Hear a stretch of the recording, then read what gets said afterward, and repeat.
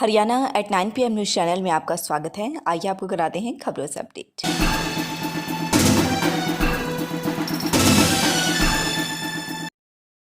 दहिया खाप का इतिहास पार्ट 1। आज हम आपको दहिया खाप के अस्तित्व के बारे में बताएंगे। उन ऐतिहासिक पहलुओं से भी आपको रूबरू कराएंगे जिनसे शायद आप अनजान हैं। बताया जाता है कि क्षेत्र का सबसे ऐतिहासिक गांव बरोना खेड़ा के नाम से करीब 1272 में अस्तित्व में आया। इतिहास के जानकारों के अनुसार राजस्थान के दरदेड़ा गांव से यहां पर एक समूह आकर बसा था। धीरे धीरे इस गांव में आबादी बढ़ती चली गई। हरियाणा में दहिया गोत्र की निकासी इसी गांव की देन है। ज़रूरतों के हिसाब से करीब 300 वर्ष बाद 1576 में समाज उत्थान व समाज में फैली बुराइयों को दूर करने के लिए दहिया खाप बनाई गई। बुजुर्ग बताते हैं कि ये लोग खूब दानवीर होते थे। इतिहास में इनकी दान की बातें दर्ज हैं। दान देना इन लोगों की फितरत है। दानवीरों में चौधरी पीरू सिंह ने अपने हिस्से की ज़मीन दान देकर गुरुकुल की स्थापना कराई। चौधरी टीकाराम ने दान में अपने घर की छत उतरवाकर कॉलेज के लिए दान दी। रोहना व खरखुदा में महिलाओं ने अपने हिस्से की ज़मीनों को स्कूलों में दान कर दिया। ऐसे हज़ारों उदाहरण हैं जहां दहिया ने खूब दान किया है। दहिया खाप का प्रधान सिसाना गांव से बनाया जाता है। मान्यता है कि बरोना खेड़ा से सबसे बड़ा भाई सिसाना गांव में जाकर बसा था। बड़े भाई के सिर पर पगड़ी बांधते हैं, इसलिए प्रधान सिसाना गांव का ही बनता है, जो परंपरा पिछले सैकड़ों वर्षों से चली आ रही है। दहिया खाप द्वारा सिसाना गांव में करीब 50 लाख रुपए की लागत से ऐतिहासिक चबूतरा भी बना हुआ है, जहां पर ऐतिहासिक फैसले लिए जाते हैं।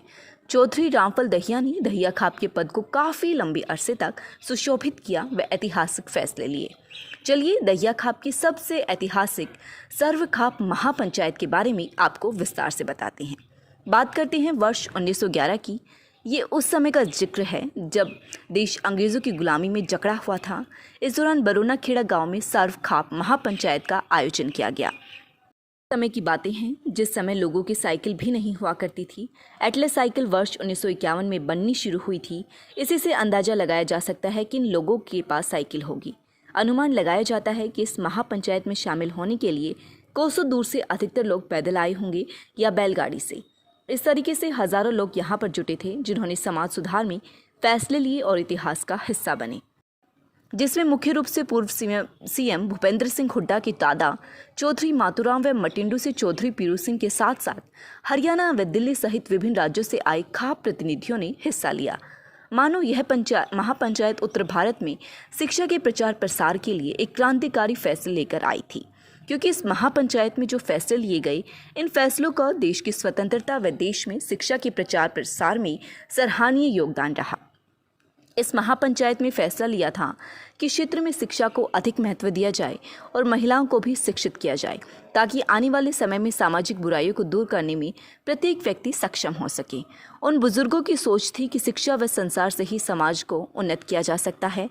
इन फैसलों पर अमल करते हुए वर्ष 1912 में चौधरी पीरू सिंह के नेतृत्व में महर्षि श्रद्धानंद महाराज ने गुरुकुल मटिंडू की आधारशिला रखी। आज के समय में इस गुरुकुल को ब्रिगेडियर सत्यदेव दहिया ने मॉडर्न रूप देकर यहाँ पर आधुनिक शिक्षा शुरू कर दी है। इसके साथ ही इस महापंचायत के बाद रोहतक व सोनीपत में विभिन्न शिक्षण संस्थान खोले गए। महिलाओं की शिक्षा के लिए क्षेत्र के रोहना गांव में महिला स्कूल की स्थापना की गई। उन दिनों महिलाओं के लिए हॉस्टल सुविधा भी उपलब्ध कराई गई, ताकि महिलाओं की शिक्षा में कोई बाधा न आ सके। इसके साथ साथ सोनीपत के खानपुर में महिला गुरुकुल की स्थापना की गई। उन दिनों स्वतंत्रता सेनानी दिन में गुरुकुलों में पढ़ाई करते थे, रात्रि के समय वहाँ पर अंग्रेजों से लड़ने की प्लानिंग बनाते थे, क्योंकि एक तरफ जहाँ शिक्षा का उत्थान किया जा रहा था, वहीं दूसरी तरफ अंग्रेजों की गुलामी से आज़ादी पाने के लिए आंदोलन चलाए जा रहे थे।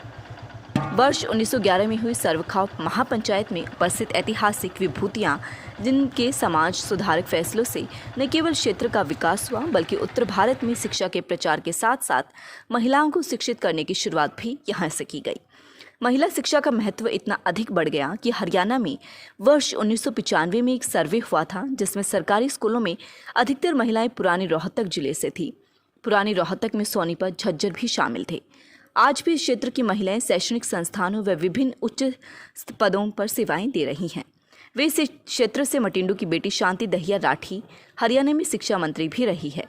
वर्ष 1911 में हुई सर्वखाप महापंचायत में शामिल होने वाले पंचायतियों के नाम बरोना ने रामकला, मटिंडू से चौधरी पीरू सिंह, सांघिर से पूर्व सीएम भूपेंद्र सिंह हुड्डा के दादा चौधरी मातूराम, भालोट से हरदत्त सिंह, जेलदार, सुनारी से गुनन सिंह, खडवाली से मक्खन कन्हैया, किलोई से भखेराम, सांघी रुड़की से लेखराम, नांगलोई से निहाला लखेराम, मुंडगा से बदलूराम, पालम से अमिललाल जेलदार, टेकचंद, भटगांव से रामबख्श जेलदार, भरत सिंह, ककरोई से हरजस जेलदार, फतेह सिंह, खांडा से गुमानी राम, छेलू, नेहचल झरोट से जोगराज व उद्मी, सिसाना से दाताराम जेलदार व छाबर हरनाम, गढ़ी से रामजीलाल इंद्रराज, मुखराम तोखराम, सिलाना से रामचंद, तेजा अमर सिंह, रोहना से राज्यराम जेलदार, थाना से फूलू शादी, नाहरा से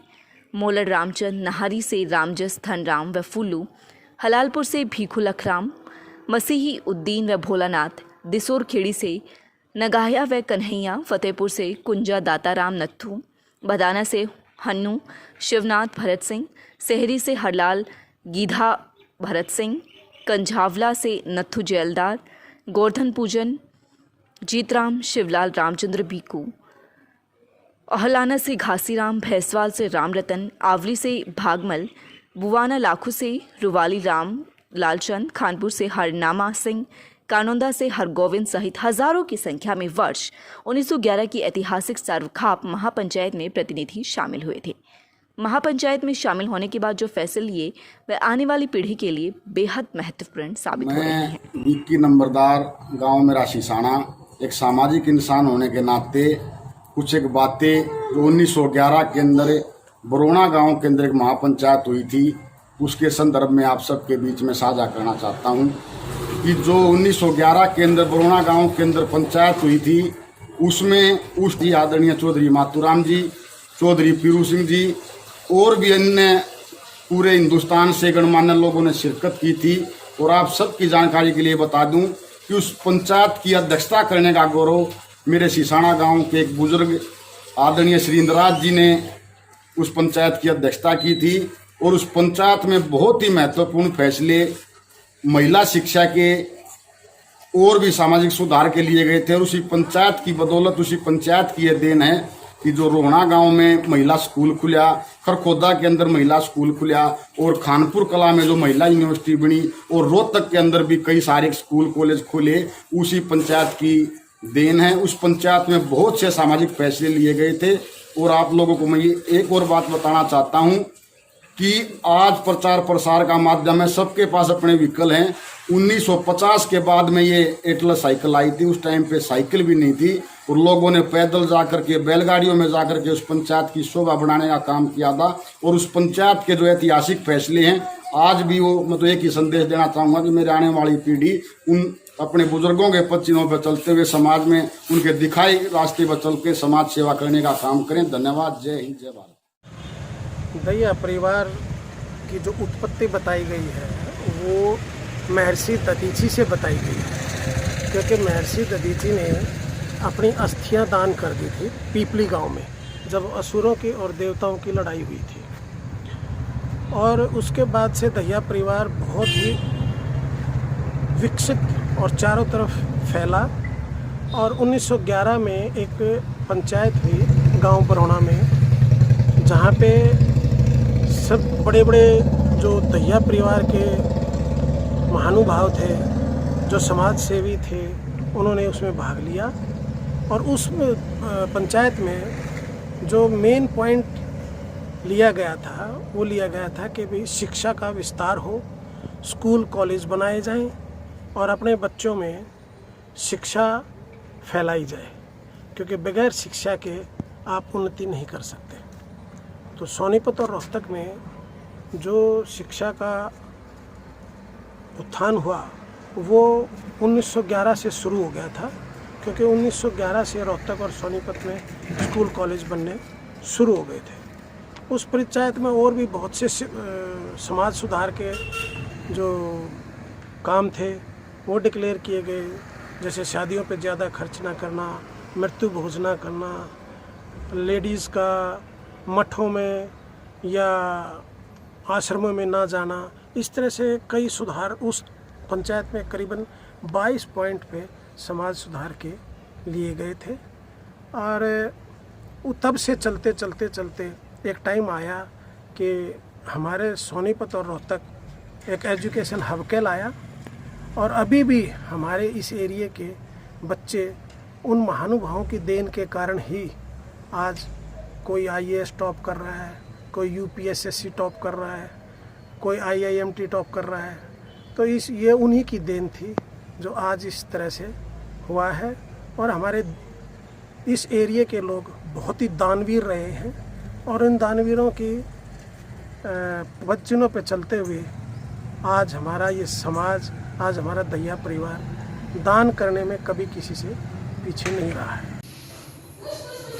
दहिया खाप के इतिहास में बहुत बहुत सारी बातें जो है ना सुनने को आई हैं और कुछ तथ्य मेरे पास अभी भी हैं। 1911 में एक पंचायत हुई थी मार्च में, जिसमें पैदल चल के 50,000 आदमी के आसपास जो है पहुँचे थे।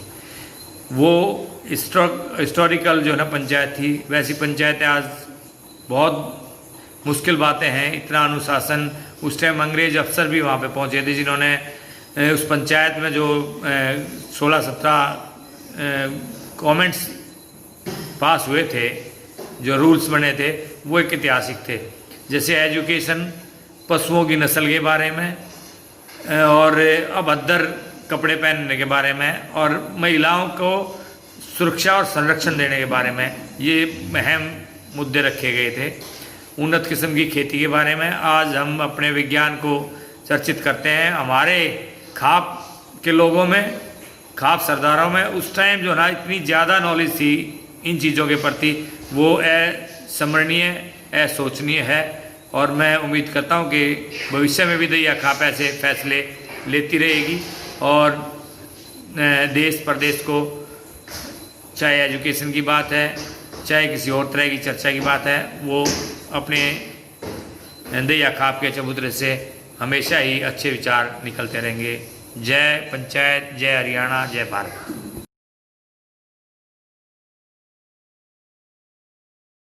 लगातार खबरों से अपडेट रहने के लिए देखते रहिए हरियाणा @9 PM न्यूज़ चैनल। नमस्कार।